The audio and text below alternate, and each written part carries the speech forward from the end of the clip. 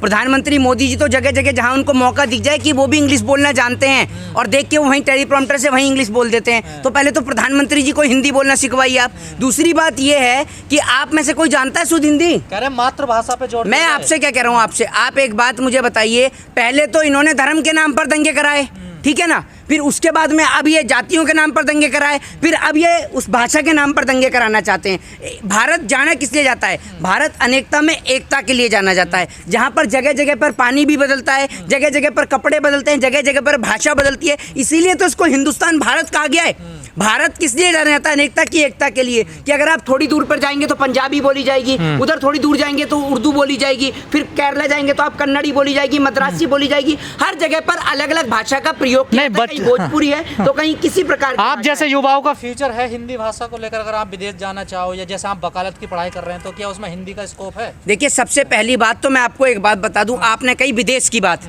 आज मैं देश के प्रधानमंत्री जी की पोल खोलना चाहता हूं कि प्रधानमंत्री मोदी जी जिस प्रकार से देश विदेश घूम घूम कर कहते हैं मेरी विदेश नीति मजबूत है, मेरी विदेश नीति मजबूत है, देश के अंदर अंधभक्त जो कि अंधभक्त हैं वो खूब गला चिल्ला कर चिल्लाते हैं कि अगर उनसे एक बार आप सवाल करेंगे ना कि मोदी जी विदेश क्यों जा रहे हैं, तो वो कहते हैं कि वो देश को मजबूत करने के लिए जा रहे हैं। तो मैं आपको बता दूं कि किस प्रकार से विदेश के अंदर भारत देश के जो नौजवान छात्र हैं उनका किस प्रकार से शोषण हो रहा है, ये आपको नहीं पता होगा।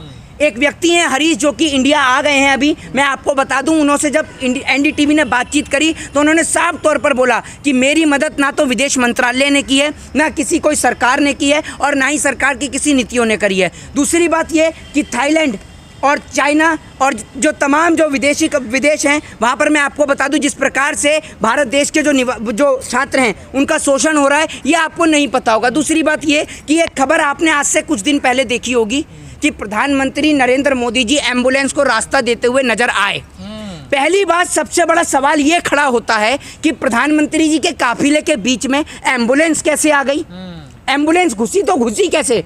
भाई, आप सभी लोगों ने प्रोटोकॉल देखा होगा कि अगर प्रधानमंत्री जी निकलने वाले होते हैं या गृह मंत्री निकलने वाले होते हैं तो 15-20 मिनट पहले ही रोड को बंद कर दिया जाता है, ब्लॉक कर दिया जाता है। तो सबसे बड़ा सवाल ये कि प्रधानमंत्री जी के काफिले के बीच में एम्बुलेंस कैसे आई? दूसरी बात ये कि अगर एम्बुलेंस आई तो गोदी मीडिया ने एम्बुलेंस के अंदर जो मरीज था उसके परिजनों का इंटरव्यू क्यों नहीं लिया? वो तो हर एक चीज़ पे मोदी जी की वाहवाही दिखाती है। तीसरा सबसे बड़ा प्रश्न कि जो मरीज उस एम्बुलेंस के अंदर था उसके परिवार ने मोदी जी को धन्यवाद क्यों नहीं दिया? ये सबसे बड़ी बात है। प्रधानमंत्री मोदी जी का स्टेटमेंट है, मेरा स्टेटमेंट नहीं है, कि नोटबंदी के बाद आतंकवाद की कमर टूटेगी, नकली नोटों पर लगाम लगेगा, ये जो जाली नोट होते हैं इन पर लगाम लगेगा। आपको लग रहा है कि कहीं ऐसा हो रहा है? हर जगह लाखों करोड़ों रुपया नकली नोट पकड़ा जा रहा है। गुजरात के चुनाव को लेकर खरबों रुपए की नकली नोटों की खेप जो है वो पकड़ी जा रही है। कभी किसी एयरपोर्ट पर ड्रग्स पकड़ा जा रहा है। मैं आपसे एक बात कहता हूँ, जो एयरपोर्ट पर ड्रग्स पकड़ा गया तो बहुत अच्छी बात है, वेल अप्रिशिएट, ठीक है, लेकिन मैं आपसे एक बात कहता हूँ कि जो ड्रग्स नहीं पकड़ा जाता वो कितनों का घर और परिवार खराब करता है। ये बात आप सोच सकते हैं क्या? देश की सरकार हर जगह असफल है, तभी सरकार के राज में जगह जगह नकली नोट जा रहे हैं, एम्बुलेंसों के अंदर नकली नोट जा रहे हैं। दूसरी सबसे बड़ी बात ये कि गोदी मीडिया मोदी जी की तारीफ करने का और उनकी वाहवाही के लिए एक भी पॉइंट नहीं छोड़ती है। तो देश की गोदी मीडिया ने इतना बड़ा पॉइंट कैसे छोड़ दिया कि मोदी जी एम्बुलेंस को रास्ता दे रहे हैं और उसके परिजनों का गोदी मीडिया ने इंटरव्यू नहीं लिया? कि अगर जनसंख्या सबसे बड़ी समस्या होती, जनसंख्या भुखमरी की समस्या होती, तो चाइना आज विश्व का सबसे गरीब देश होता, सबसे ज़्यादा भुखमरी चाइना में हो रही होती। लेकिन ऐसा नहीं है। आप सरकार जो निकम्मापन कर रही है, सरकार लोगों को रोजगार नहीं दे पा रही है, व्यवसाय नहीं दे पा रही है, जो देश के नौजवान हैं उनको रोजगार उपलब्ध कराने में असफल है, उसका ठीकरा आप जनसंख्या पे फोड़ देते हैं, क्योंकि आपको कुछ और मिलता ही नहीं है। आपका काम तो सिर्फ जात, प्रांत, भाषा, रिलीजियन, हिंदू और मुस्लिम के आधार पर इस देश को बांटने का और तोड़ने का है। आपका मकसद सिर्फ यही है कि आप किसी भी प्रकार से अपना चुनाव जीतें, चाहे वो हिंदू मुस्लिम के नाम का दंगा हो, चाहे भाषा क्षेत्रियों का नाम का दंगा हो। जिस प्रकार से आज आप देख रहे हैं कि कश्मीर से कन्याकुमारी तक भारत देश में जगह जगह विभिन्न जगहों पर अलग अलग भाषाओं का प्रयोग किया जाता है। दूसरी बात ये कि हिंदी जो है वो इस देश की राजभाषा है ही है।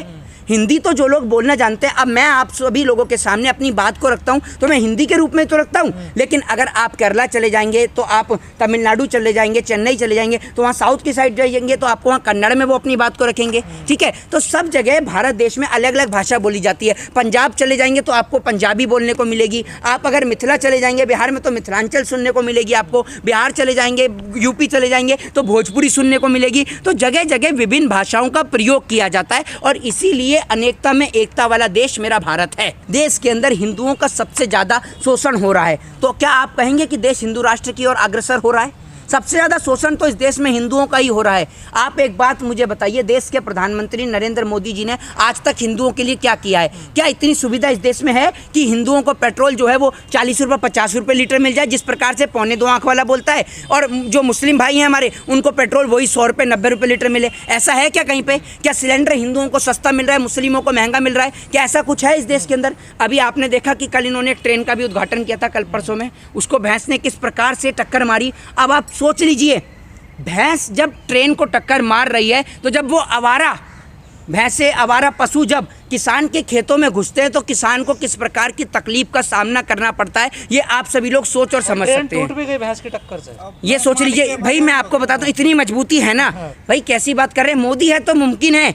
अब भाई आप ये बात बताइए ना मुझे, अब ट्रेन इतनी मजबूत है, ये देख लीजिए कि भैंस की टक्कर से टूट गई। अब आप ये सोच लीजिए, मेक इन इंडिया पे आपको भरोसा नहीं है क्या? मेक इन इंडिया पे तो मुझे पूरा भरोसा है। मेक इन इंडिया का अर्थ ये है कि भारत देश के अंदर रहने वाले नौजवान भारत देश के अंदर ही जो चीज़ हैं, प्रोडक्ट हैं, उनका निर्माण करते हैं। मेक इन इंडिया पे तो मुझे पूरा भरोसा है, लेकिन मेक इन इंडिया की आड़ में जो दलाल घुस गए हैं, यानी जो नेता घुस गए हैं, जो कि मजबूत लोहे की जगह पे टीन वाले लोहे का इस्तेमाल करते हैं, जहां अच्छी प्लास्टिक का इस्तेमाल होना चाहिए वहां पैसा बचाने के चक्कर में लोकल प्लास्टिक का इस्तेमाल करते हैं। कुछ पैसा बचाने के चक्कर में, अपनी दलाली की आड़ में, अपनी जेब भरने के चक्कर में देश की ज़िंदगी के साथ, लोगों की ज़िंदगी के साथ खिलवाड़ करते हैं। प्राइवेटाइजेशन का सबसे बड़ा उदाहरण मैं आपको बता देता हूँ, मेरे फ़ोन के अंदर है, और मैं बहुत ही जल्द मैं आपको बता देता हूँ, बहुत ही जल्द मैं स्पाइस जेट के ऊपर जो है वो मैं FIR भी करने वाला हूँ। स्पाइस जेट की मेरे पास में वीडियो है, स्पाइस जेट के विमान से मैं यात्रा तय कर रहा था, उसकी वीडियो मैंने अपने फ़ोन के अंदर बनाई। मुझे वहाँ आके एयर होस्टेस ने मना भी किया, लेकिन मैंने वीडियो बनाई और मैं बहुत जल्द